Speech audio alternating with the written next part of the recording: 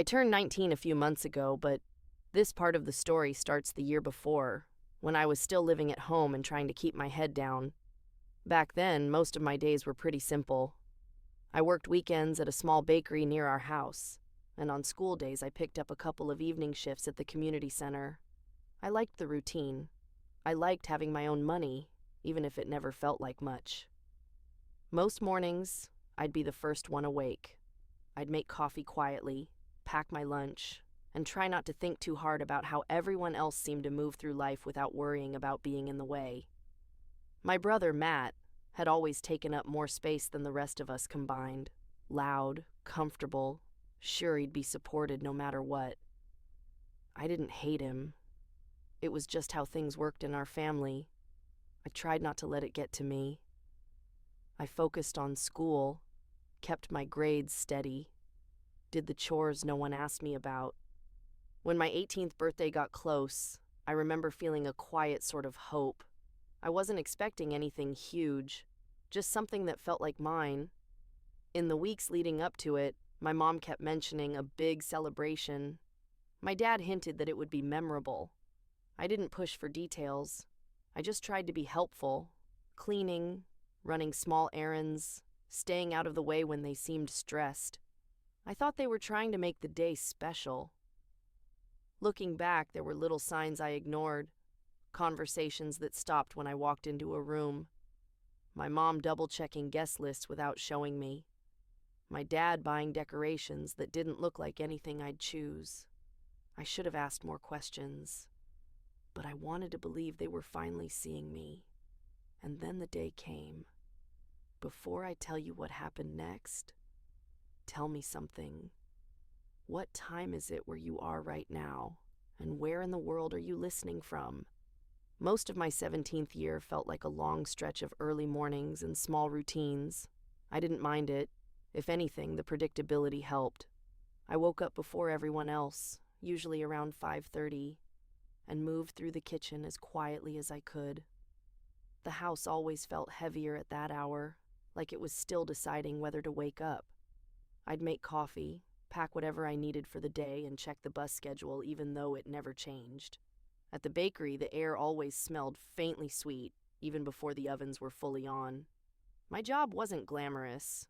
I filled pastry cases, wiped counters, and tried to keep track of orders without annoying the older woman who managed the morning shift.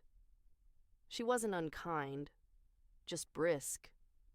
I learned to stay one step ahead so she wouldn't have to repeat herself. That mattered to me more than it probably should have. Most days after school, I went to the community center. I worked the front desk, handing out key cards, answering simple questions, and stocking the little fridge with water bottles. The center was quieter in the evenings, which I liked. Sometimes the fluorescent lights buzzed just enough to distract me, but I got used to it. By the time I got home, my family was usually mid-conversation, or mid-argument, or mid-celebration. It depended on what Matt had done that day. He had this way of taking up all the space in a room without thinking about it. Loud stories, bigger gestures, constant attention. My parents followed that rhythm naturally, like they were tuned to him. I didn't blame them.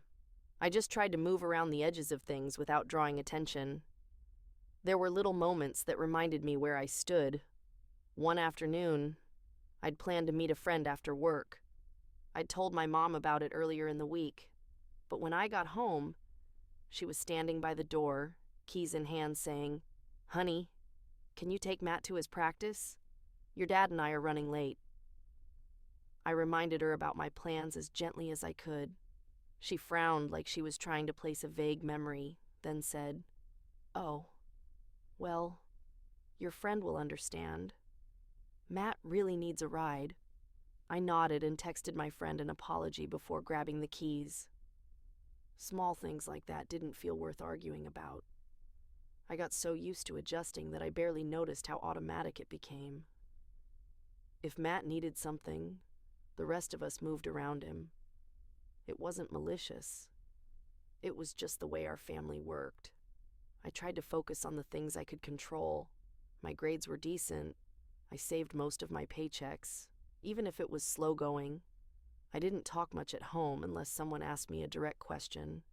It kept things calm. Still, the quiet disappointments added up.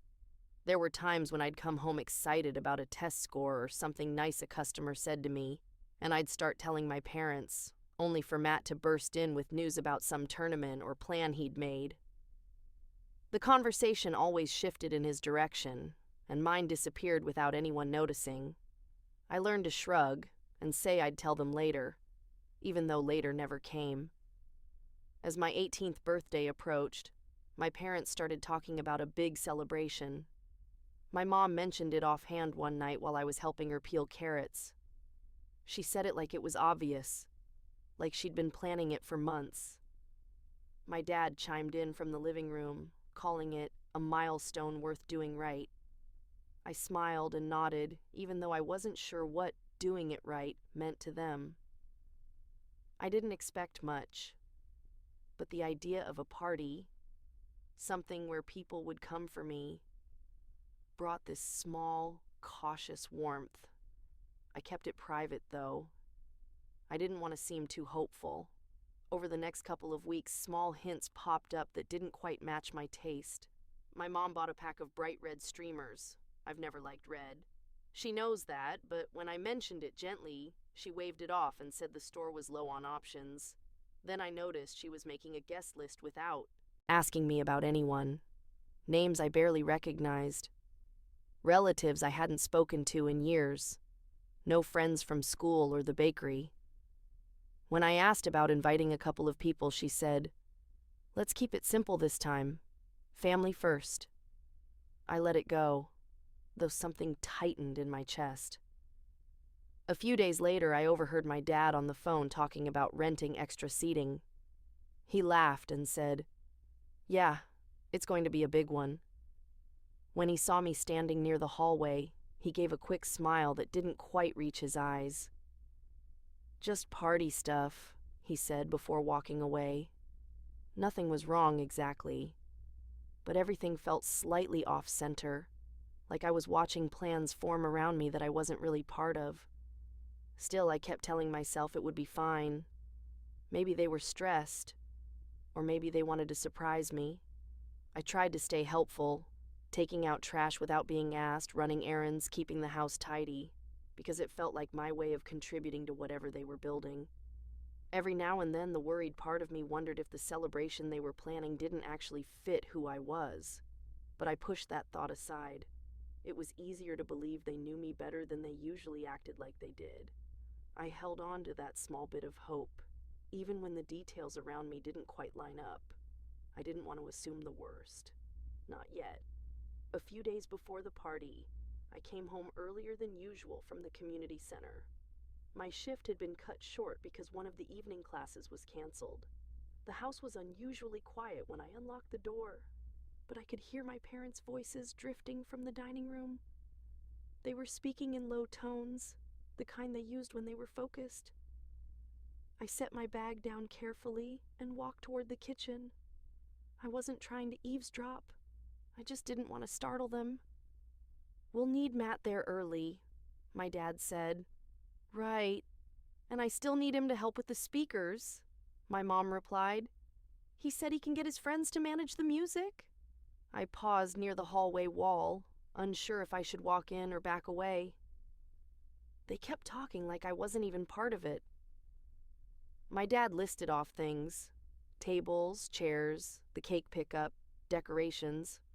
Not once did he say my name. Not once did they mention asking me anything. It sounded like they were planning a big event they were hosting for themselves. A dull, uncomfortable feeling opened up in my stomach. I stepped back softly and made a little noise with my keys so they'd know I was home. My mom popped her head out of the dining room. "Oh, honey, you're back early," she said, smiling like everything was normal. I smiled back and tried not to think too much. "Yeah, shift ended early." I waited for them to bring up what they'd been discussing. They didn't. My dad just grabbed a pen and kept writing on a notepad. That was the first moment something inside me tipped a little. Later, that evening, Matt showed up with his usual energy, dropping his backpack by the door with a loud thud. "So, what time do I need to be at the party?" he asked, heading straight for the fridge. I froze mid-step. My mom didn't correct him.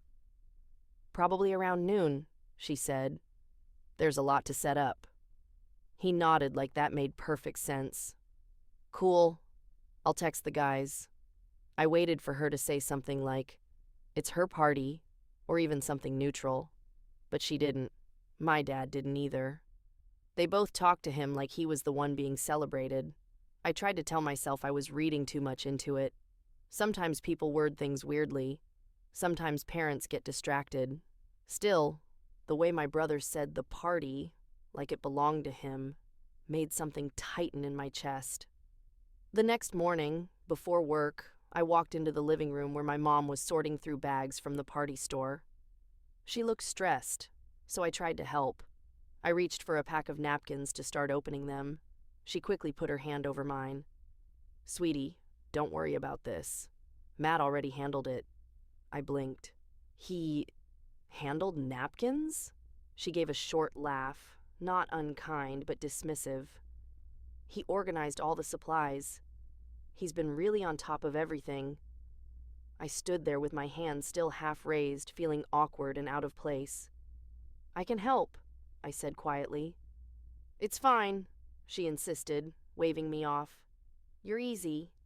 You don't care about these things anyway. Let us focus." That comment stung more than I expected.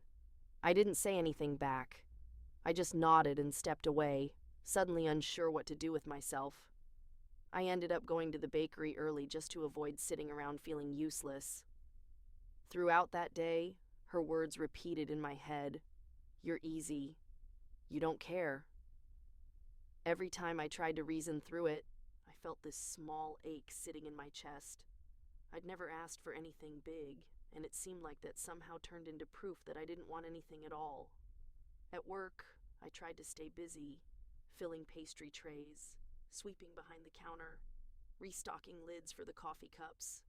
The bakery was loud enough that I could keep myself distracted most of the time. But whenever there was a quiet moment, when I was alone in the stockroom or wiping down a table after a customer left, I felt that slow, steady confusion filling the empty space. When my shift ended, I walked to the bus stop and checked my phone. A group chat with my parents and Matt was filled with updates about the party. Most of them were about Matt's tasks, what he'd picked up, who he'd invited, what music he wanted.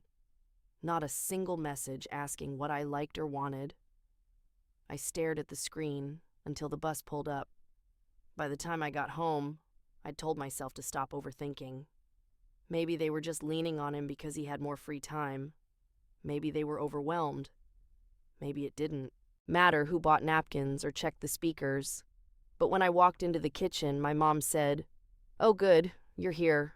We need to keep these away from you so they don't get wrinkled." She held up a stack of glossy red tablecloths, bright and bold, nothing like the soft colors I usually liked. I swallowed and forced a small smile. "Okay." She didn't notice my hesitation. She just added, "Matt picked them out. He said they'd look great." I nodded again. I didn't even trust myself to respond with anything else. It wasn't that I hated the color. It just didn't feel like me. And this was supposed to be my birthday. That evening, while they talked about schedules and food orders, I sat at the edge of the living room folding laundry. I listened to them go back and forth about songs, seating arrangements, and what time he should make an entrance. Every time they said he, I felt my pulse jump a little. They never corrected it. Not once. I kept folding clothes, placing them in neat piles, trying to keep my breathing steady. I didn't want to make assumptions. I didn't want to start a problem where there might not be one. But the weight of everything from the past few days pressed down on me, and no matter how many times I tried to shake it off, it stayed. The night before the party, the house looked like someone else's celebration. The dining table was covered in decorations, red and gold balloons, banners with bold lettering, confetti packs I'd never pick. Nothing felt like my taste. None of it looked even close. I stood there for a long moment, holding on to the back of a chair. My mom walked by, humming to herself as she rearranged things, and for a second, I almost asked her if any of this was truly meant for me, but the words stuck. She looked tired and focused, and I didn't want to add tension when they seemed so sure of everything. So I told myself it didn't matter. Decorations were just decorations. People didn't care about colors or themes. What mattered was the intention.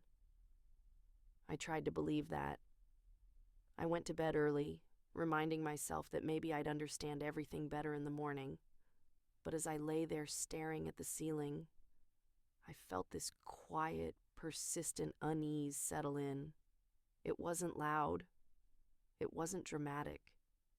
Just a steady sense that something was slipping out of my hands, and I wasn't sure how to hold on to it. I woke up early on the morning of the party, earlier than I needed to. My room felt unusually quiet, and for a moment I just sat on the edge of the bed, trying to settle the nervous feeling sitting in my stomach. I kept telling myself it was normal to feel this way before an event, even if the event didn't feel entirely mine. When I walked into the kitchen, my mom was already moving quickly between counters. Boxes were open, utensils out, trays half assembled. She barely looked up. "Good, you're awake," she said, brushing past me to reach a stack of plates. "Can you run these out to the car?" I nodded, picked up the plates, and carried them outside. The air was cool and still.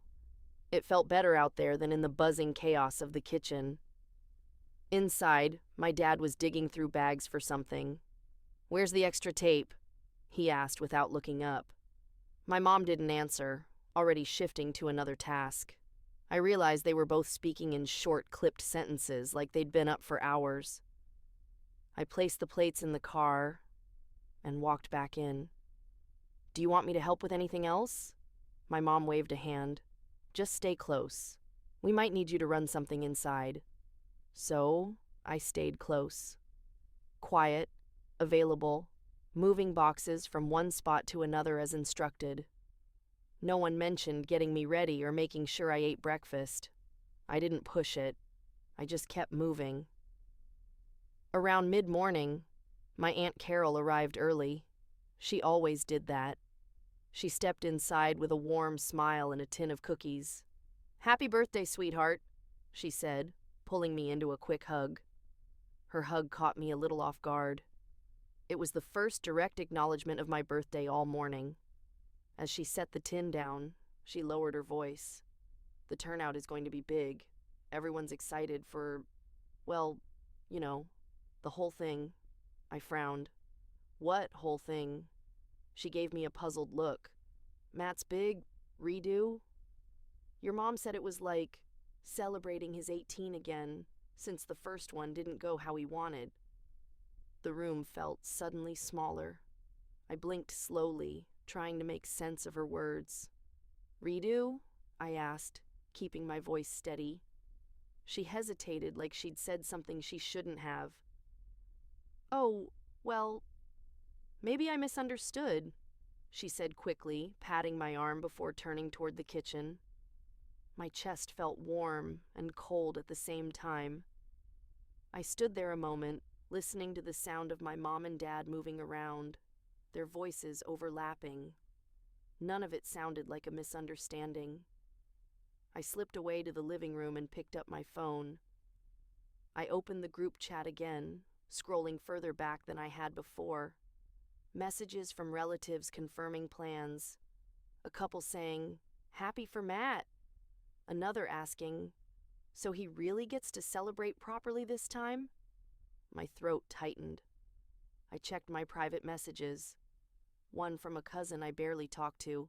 "Tell Matt congrats again. We'll be there at 1. Again. I lowered the phone and stared at the floor. From the kitchen, I heard my dad say, "Matt wants his banner by the snack table." His banner. I walked toward the doorway and watched them for a moment. My dad was hanging decorations, mostly the red and gold ones Matt had picked. My mom was adjusting a display with a few photos of Matt taped to it. They looked focused. They looked like people preparing for something important. Matt wasn't even there yet, but the space felt shaped around him. I didn't say anything. I just moved back a few steps, trying to breathe through the pressure building in my chest. A bit later, when more families started arriving to help set up, I heard two of my cousins talking in the entryway. Honestly, I didn't know he could just redo a birthday, one said. Well, you know Matt, the other laughed. He gets what he wants. They didn't lower their voices. They didn't seem to think I could be nearby. I looked down at the roll of tape I was holding and realized my hands were slightly shaking. I set it on the table before it slipped. I found my Aunt Carol again near the dining room. She was opening her cookie tin, arranging the cookies neatly. She glanced at me with a softer expression. "You okay?" she asked quietly. I hesitated. "I'm just trying to understand what's happening." She looked around to make sure no one else was listening. "I thought they told you. Everyone seemed to assume you were fine with it." Her voice was gentle, not pitying, just steady. I didn't trust my voice enough to reply. She reached out and gave my arm a small squeeze. "If it feels wrong, it probably is," she said softly. "You don't have to pretend it doesn't bother you." Her words settled in me like a small anchor. Not heavy, just real. I nodded, more to myself than to her, and stepped away to the hallway. I needed a moment where no one was looking at me like I was background furniture. From the hall, I watched Matt arrive. He walked in like he owned the room, greeting people loudly, high-fiving a friend he'd brought with him. My parents' faces lit up the second they saw him. My mom hugged him tightly. My dad said, "You ready for your big day?" Your big day. The clarity hit me slowly but firmly. All the weeks of weird comments, the decorations that didn't match me, the guest list full of his friends, the way no one asked me anything, the way they spoke around me, not to me. They hadn't just ignored my preferences, they'd given him my birthday. My parents had let him take it over, completely and without hesitation, like it was the most natural thing in the world. Like I was supposed to accept it quietly because that's what I always did. I leaned against the wall, feeling my breath steady itself in a different way now. Not from hurt, though it was there, deep and clear, but from something else, something I hadn't felt before. A quiet kind of certainty. I wasn't imagining the pattern. I wasn't being dramatic. I wasn't overreacting. They had done this because they assumed I wouldn't push back. Aunt Carol passed by again and paused long enough to meet my eyes. She gave a small, knowing nod, not encouraging me to fight, just acknowledging that what I was feeling made sense. That tiny gesture grounded me more than anything else that morning.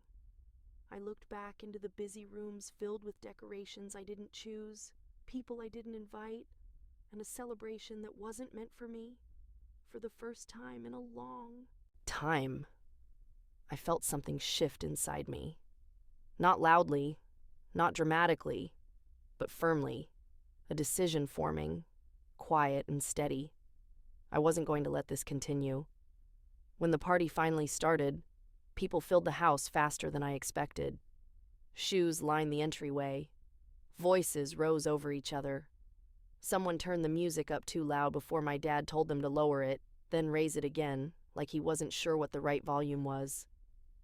I stood near the kitchen doorway for a while, watching everything settle into motion. The food tables were crowded. The decorations were bright and loud. Every time someone arrived, they looked around the room until they spotted Matt, who was already surrounded by his friends, laughing and soaking up the attention like he'd been waiting all morning for this exact moment. A couple of my relatives said hi to me in passing, with quick hugs or nods, but their attention drifted right back to him. I didn't blame them for that. He was easy to be drawn to. Still, The sting of it sat somewhere behind my ribs, steady and uncomfortable. At one point, my Aunt Carol came over and handed me a small plate of snacks. "You should eat something," she said softly. Her expression was careful, like she knew what I was feeling without me saying a word. I thanked her and took a bite, though I barely tasted it. My eyes kept drifting toward the center of the room. Matt was being urged to open a gift someone brought for the occasion. My mom clapped excitedly. My dad took photos. I waited, again, for someone to acknowledge me, or at least make space for me beside them. No one did. I swallowed the last bite on my plate and wiped my fingers on a napkin. The noise around me felt distant for a moment, like I was standing behind glass. I took a slow breath and walked toward my parents. They were rearranging a tray of appetizers, talking about where to put the drinks. I approached from the side so I wouldn't startle them. "Can I talk to you both for a second?" I kept my voice calm, steady, not confrontational. My mom looked up, surprised. "Right now? Honey, it's a little crazy at the moment." "It won't take long," I said. My dad hesitated, glancing at the guests, then back at me. "Okay, let's step into the hallway." They followed me a few steps away, just outside the noise of the main room. My mom smoothed her shirt, looking impatient but trying not to show it. "What's going on?"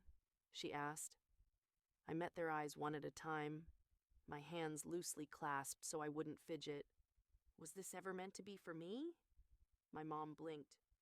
"What are you talking about?" "This party," I said quietly. "Was it meant to be for my birthday?"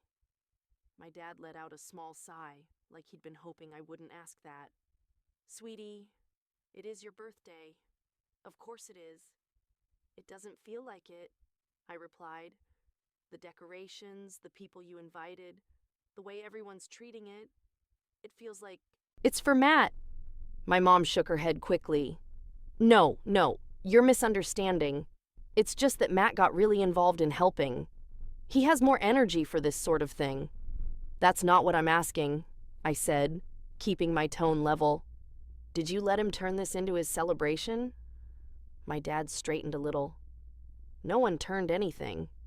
You're making this sound worse than it is." I felt a small pinch in my chest at the way he said that. I heard what Aunt Carol said. And the messages. People think this is about him. My mom's expression tightened. "Your aunt shouldn't have said anything. She always mixes details up." "She didn't mix it up," I said quietly. "She was repeating what you told her."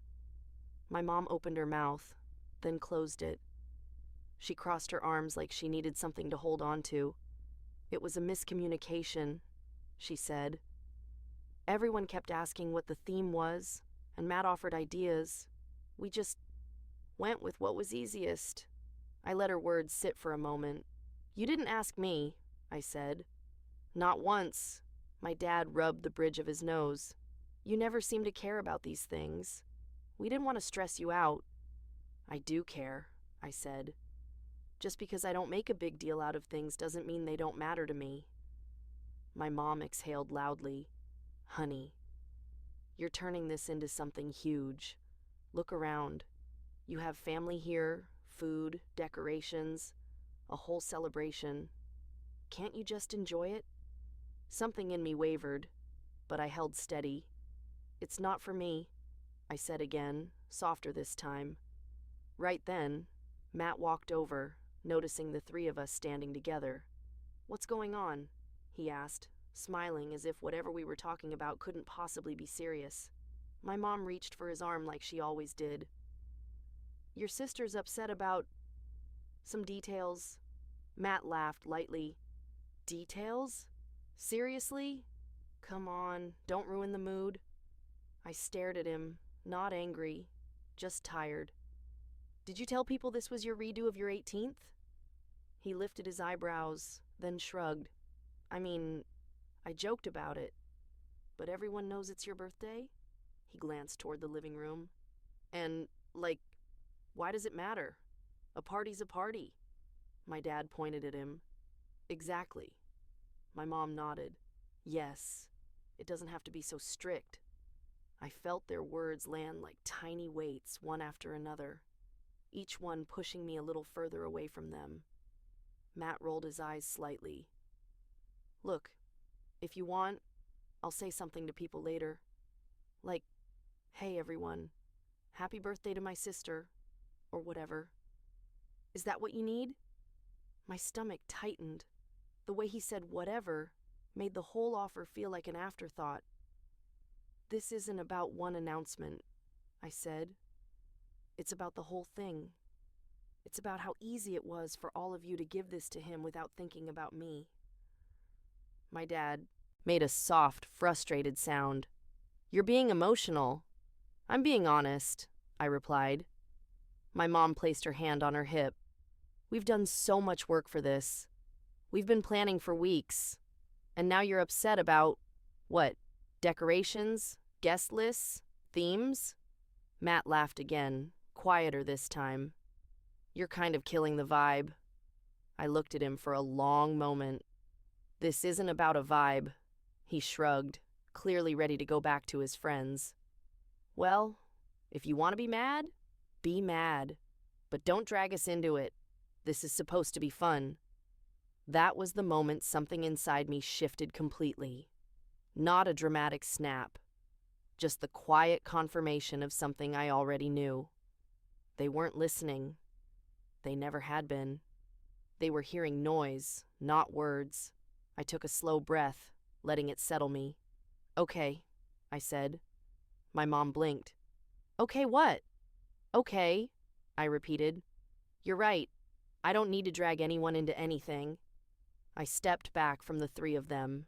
Their faces shifted, confusion, annoyance, a hint of worry. The music from the living room swelled again as someone turned it up. Laughter echoed from the patio. The smell of food drifted past us. I'm going to go, I said. Matt frowned. Go where? Just go. My mom reached out slightly. Honey, don't be dramatic. I stopped walking and looked at her. I'm not being dramatic. My dad stepped toward me. People are here. You can't just leave. I met his eyes. Watch me.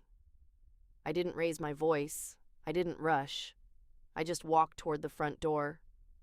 The hallway felt longer than usual, filled with coats and shoes and murmured conversations. A couple of relatives nudged each other as I passed.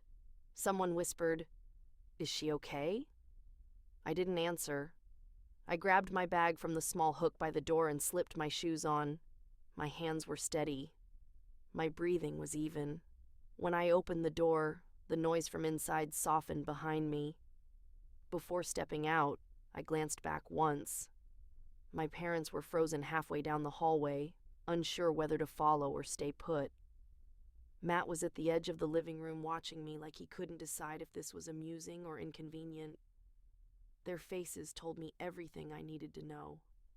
I walked out quietly and closed the door behind me. I didn't walk far that night. I just needed enough distance to breathe without feeling watched. I ended up calling my Aunt Carol from the sidewalk. She didn't ask many questions, just told me to come over. Her voice was steady, the way hers always is when things feel messy.